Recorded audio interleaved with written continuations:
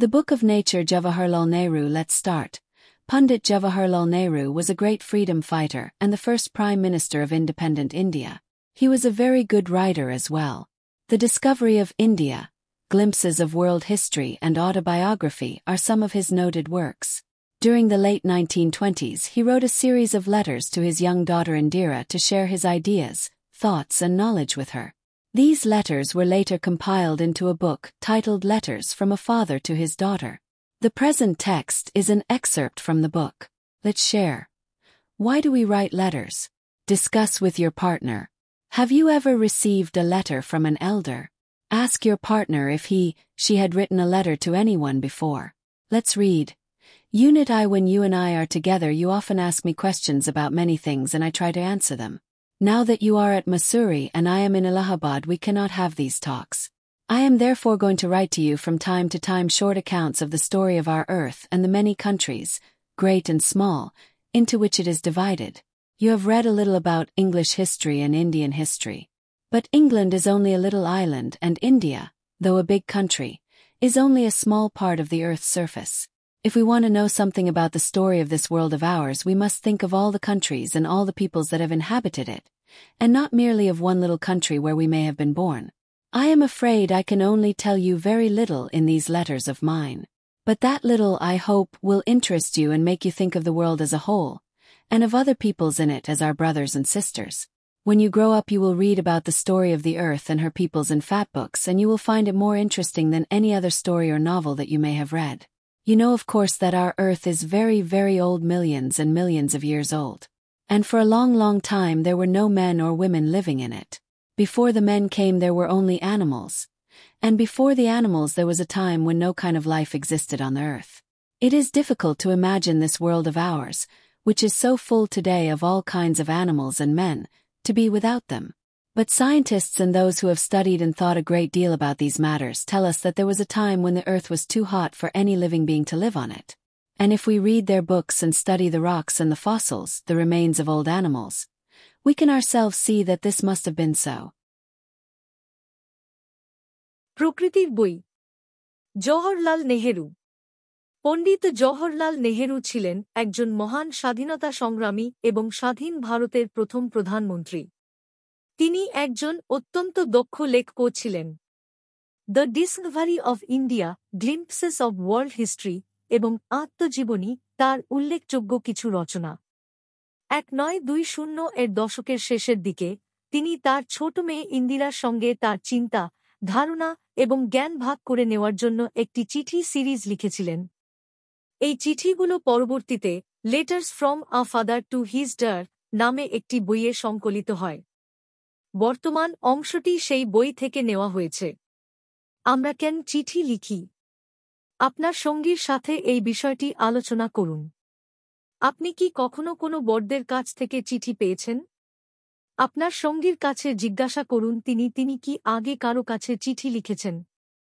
Unit eye. যখন তুমি এবং আমি একসঙ্গে থাকি, তখন তুমি প্রায়ই আমাকে অনেক বিষয়ে প্রশ্ন করো এবং আমি সেগুলোর উত্তর দেওয়ার চেষ্টা করি। এখন তুমি মুসৌরিতে আর আমি এলাহাবাদে আছি, তাই আমরা আর এই আলোচনা করতে পারছি না। তাই আমি তোমাকে মাঝে মাঝে চিঠি লিখব, যেখানে আমাদের পৃথিবীর গল্প এবং পৃথিবীর বিভক্ত বড় এবং ছোট অনেক দেশের কথা থাকবে। তুমি ইংরেজি ইতিহাস এবং ভারতীয় ইতিহাস সম্পর্কে কিছুটা পড়েছ। কিন্তু ইংল্যান্ড কেবল একটি ছোট দ্বীপ আর ভারত, যদিও একটি বড় দেশ, এটি পৃথিবীর পৃষ্ঠের একটি ছোট অংশ মাত্র। যদি আমরা আমাদের পৃথিবীর গল্প সম্পর্কে কিছু জানতে চাই, তাহলে আমাদের সব দেশ এবং সব মানুষের কথা ভাবতে হবে, যারা এখানে বসবাস করেছে, শুধু সেই ছোট দেশটির নয় যেখানে আমরা জন্মেছি। আমি আশঙ্কা করছি আমি আমার এই চিঠিগুলিতে তোমাকে খুব কম বলতে পারব। তবে আমি আশা করি সেই সামান্য কথা তোমাকে আগ্রহী করবে এবং তোমাকে পুরো পৃথিবীটাকে একটি সমগ্র হিসেবে ভাবতে শিখাবে, আর সেখানে থাকা অন্য মানুষদের আমাদের ভাইবোন হিসেবে ভাবতে শিখাবে। যখন তুমি বড় হবে, তুমি পৃথিবী এবং তার মানুষের গল্প সম্পর্কে মোটা মোটা বইয়ে পড়বে এবং দেখবে এটি তোমার পড়া যেকোনো গল্প বা উপন্যাসের চেয়ে অনেক বেশি আকর্ষণীয়। তুমি নিশ্চয়ই জানো যে আমাদের পৃথিবী অনেক অনেক পুরানো, কোটি কোটি বছরের পুরানো। আর অনেক দীর্ঘ সময় ধরে পৃথিবীতে কোনো পুরুষ বা নারী বাস করত না। মানুষের আগে এখানে কেবল প্রাণী ছিল, আর প্রাণীর আগেও এমন এক সময় ছিল যখন পৃথিবীতে কোনো ধরনের জীবন ছিল না। আজকের পৃথিবী যা জীবজন্তু এবং মানুষের পূর্ণ, তাকে এই সব ছাড়া কল্পনা করা খুব কঠিন। কিন্তু বিজ্ঞানীরা এবং যারা এই বিষয়গুলো নিয়ে অনেক পড়াশোনা ও চিন্তাভাবনা করেছেন, তারা আমাদের বলেন যে এমন একটা সময় ছিল যখন পৃথিবী এতটাই উত্তপ্ত ছিল যে কোনো জীবিত প্রাণীর এখানে বসবাস সম্ভব ছিল না। এবং যদি আমরা তাদের বই পড়ি এবং শিলাখণ্ড ও জীবাশ্ম প্রাচীন প্রাণীর অবশিষ্টাংশ অধ্যয়ন করি, আমরা নিজেরাই দেখতে পাব যে এটি অবশ্যই এমন ছিল। জওহরলাল নেহেরু। ভূমিকা।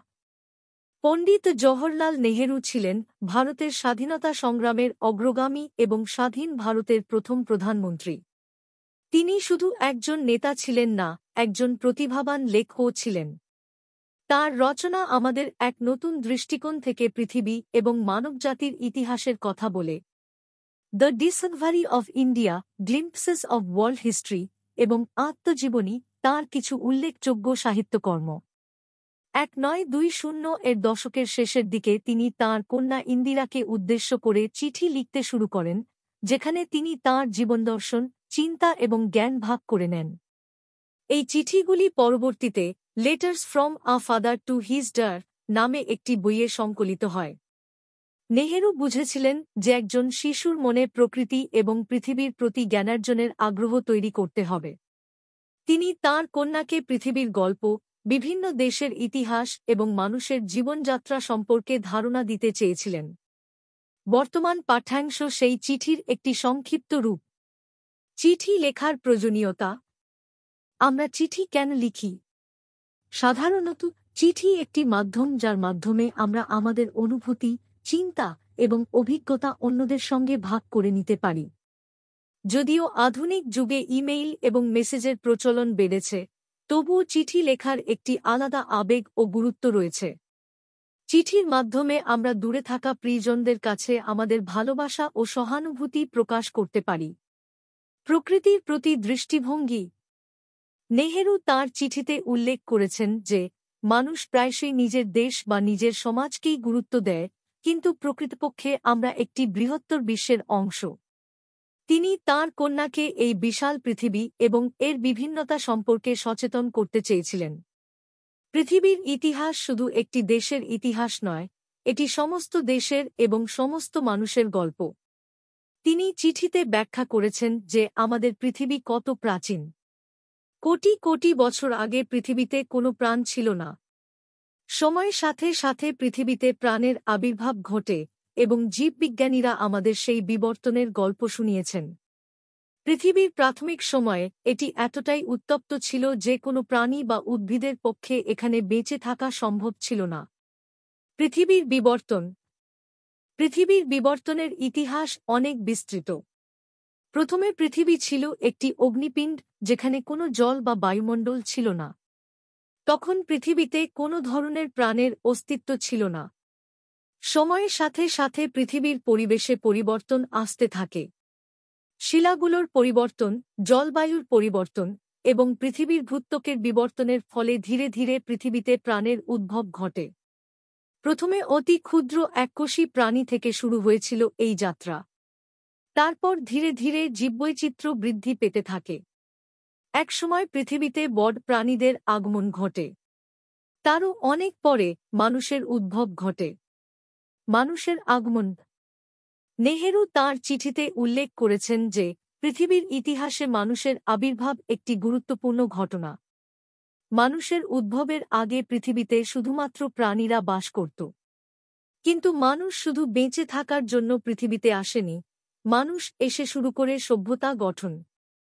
মানুষ তার মস্তিষ্কের প্রযোগে তৈরি করেছে ভাষা, সংস্কৃতি, বিজ্ঞান এবং শিল্পকলার এক বিশাল সাম্রাজ্য। পৃথিবীর গল্প। পৃথিবীর গল্পটি মানুষের গল্পের চেয়েও বিস্তৃত। এটি একটি গল্প যা সমস্ত প্রাণীর, সমস্ত উদ্ভিদের এবং প্রাকৃতিক শক্তির। নেহেরু তাঁর চিঠিতে চেষ্টা করেছেন এই বিস্তৃত গল্পটি তাঁর কন্যার কাছে তুলে ধরতে। শিক্ষা ও মূল্যবোধ। নেহেরুর এই চিঠির মূল উদ্দেশ্য ছিল ইন্দিরার মধ্যে পৃথিবীর প্রতি এক গভীর ভালোবাসা এবং সমস্ত মানুষের প্রতি সহানুভূতি তৈরি করা। পৃথিবীকে শুধু নিজের দেশের সীমাবদ্ধ দৃষ্টিকোণ থেকে না দেখে একে সম্পূর্ণরূপে দেখার আহ্বান জানিয়েছিলেন তিনি। এই চিঠিগুলি পড়ে ইন্দিরা শুধু যে পৃথিবীর ইতিহাস সম্পর্কে জ্ঞান অর্জন করেছিলেন তাই নয়, তিনি এক নতুন দৃষ্টিভঙ্গি পেয়েছিলেন যা তাঁকে পরবর্তীতে একজন সফল নেতা হতে সাহায্য করে। উপসংহার: জওহরলাল নেহেরুর এই চিঠিগুলি আমাদের শেখায় যে প্রকৃতির ইতিহাস এবং পৃথিবীর বিবর্তনের গল্প কতটা বিশাল এবং জটিল। এই চিঠিগুলি শুধু ইন্দিরার জন্য নয়, প্রতিটি শিশুর জন্য এক মহামূল্যবান শিক্ষা। এই চিঠিগুলি আমাদের শেখায় কিভাবে আমরা পৃথিবীর প্রতি ভালোবাসা, সহানুভূতি এবং সম্মান প্রদর্শন করতে পারি।